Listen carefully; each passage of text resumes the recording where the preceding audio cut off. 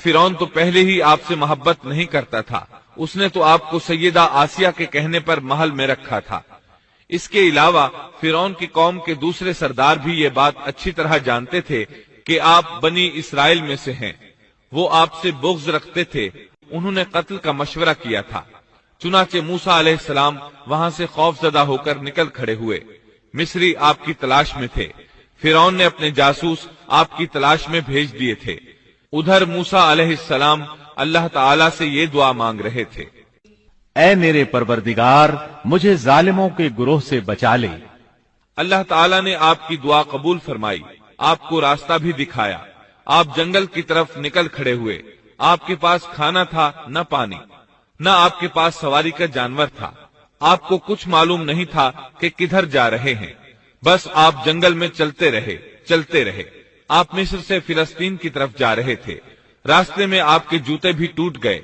अब नंगे पांव सफर शुरू हुआ। भूख लगती तो दरख्तों के पत्ते खा लेते। इस तरह आप मदियन पहुंच गए। आप सुन चुके हैं, मदियन अल्लाह के नबी शुएब अलैहिस्सलाम की बस्ती थी। उस वक्त शुएब अलैहिस्सलाम काफी बूढ़े हो चुके थे और ये वाकयात शुएब अलैहिस्सलाम की कौम की तबाही के बाद के हैं। आप मदियन के पानी पर पहुंच गए। बस्ती के बाहर उन लोगों की पानी की जगह थी।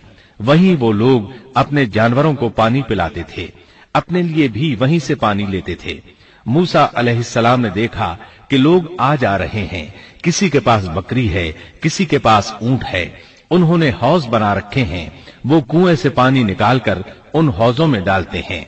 माल मवेशी के लिए अलग हौज है और इंसानों के लिए अलग हौज है। आपने वहां दो ऐसी औरतों को देखा जिनके पास बकरियां थीं। वो अपनी बकरियों को पानी से दूर एक तरफ लिए खड़ी थीं। उनको पानी की तरफ जाने से रोके हुए थीं।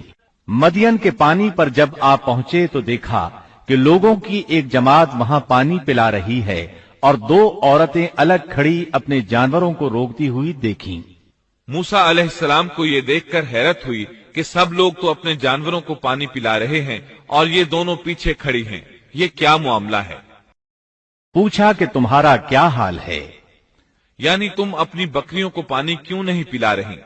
वो बोली कि जब तक ये चरवाहे वापस न लौट जाएं, हम पानी नहीं पिलाती और हमारे वालिद बहुत बड़ी उम्र के बूढ़े हैं। मतलब ये कि इतनी भीड़ में हम कैसे दाखिल हों? ये सुनकर मूसा अलैहिस्सलाम आगे बढ़े, ताकत से उन लोगों को पीछे हटाया और पानी निकालकर उनकी बकरियों को पिलाया।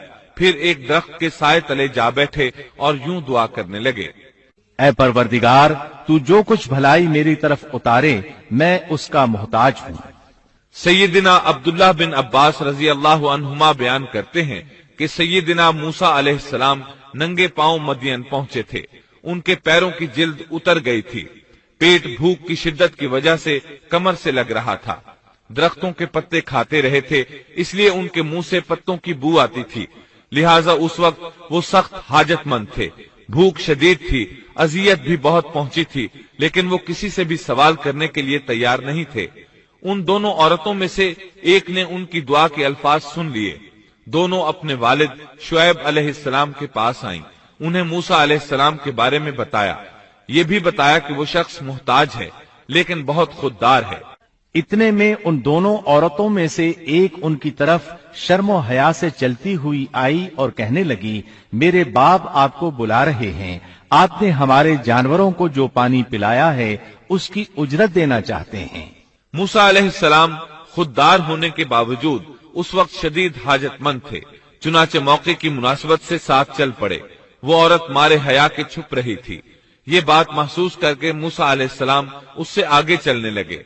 कोई मोड़ मुड़ना होता तो लड़की उस सम्त में कंकर फेंक देती। मूसा अलैहिस्सलाम उस सम्त में मुड़ जाते। इस तरह वो घर तक पहुंचे। मूसा अलैहिस्सलाम की मुलाकात शुएब अलैहिस्सलाम से हुई। उन्होंने अपने बारे में बताया। जो वाकयात उनके साथ पेश आए थे वो बताए। शुएब अलैहिस्सलाम ने उनसे फरमाया, कहने लगे, अब न डर, तूने जालिम कौम से नजात पा ली। उन दोनों में से एक ने कहा कि अब्बा जान, आप इन्हें मजदूरी पर रख लीजिए, क्योंकि जिन्हें आप उजरत पर रखें उनमें से सबसे बेहतर वो है जो मजबूत और ईमानदार हो। फिर शुएब अलैहिस्सलाम ने उनसे अपनी एक बेटी का निकाह करना चाहा। جبکہ موسیٰ علیہ السلام کے پاس تو کوئی چیز نہیں تھی، لہذا سوال یہ پیدا ہوا کہ حق مہر کیا طے کیا جائے۔ اس نے کہا میں اپنی ان دونوں لڑکیوں میں سے ایک کو آپ کے نکاح میں، ہاں اگر آپ 10 سال پورے کریں تو یہ آپ کی طرف سے بطور احسان کے ہے، یعنی 8 سال تک آپ ضرور بکریاں چرائیں گے، اس کے بعد کے 2 سال کا آپ کو اختیار ہے، اگر آپ خوشی سے 2 سال تک اور بھی میرا کام کریں تو اچھا ہے، ورنہ آپ پر لازم نہیں ہے۔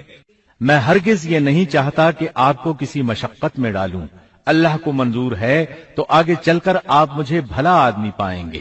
شعیب علیہ السلام کی بات کا موسیٰ علیہ السلام نے جو جواب دیا وہ آیت 28 میں ہے۔ موسیٰ نے کہا خیر تو یہ بات میرے اور آپ کے درمیان پختہ ہو گئی، میں ان دونوں مدتوں میں سے جسے پورا کروں مجھ پر کوئی زیادتی نہ ہو، ہم یہ جو کچھ کہہ رہے ہیں اس پر اللہ کارساز ہے۔ مطلب یہ کہ سیدنا موسیٰ علیہ السلام کہہ رہے ہیں کہ اب یہ اختیار میرا ہے کہ میں 8 سال پورے کروں یا 10 سال، مجھ پر کوئی زیادتی نہیں ہوگی۔ ابن عباس رضی اللہ عنہما سے پوچھا گیا موسیٰ علیہ السلام نے کون سی مدت پوری کی تھی؟ آپ نے فرمایا انہوں نے 10 سال پورے کیے تھے۔ موسیٰ علیہ السلام نے ادھر 10 سال پورے کیے، یعنی اپنا عہد پورا کیا۔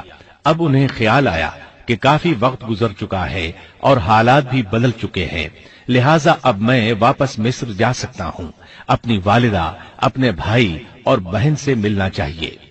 جب موسیٰ نے مدت پوری کر لی اور اپنے گھر والوں کو لے کر چلے، مطلب یہ کہ 10 سال پورے کر لیے، اب اپنی بیوی کو لے کر مصر کی طرف روانہ ہوئے۔ سبيل مريح تنهد يا صاحي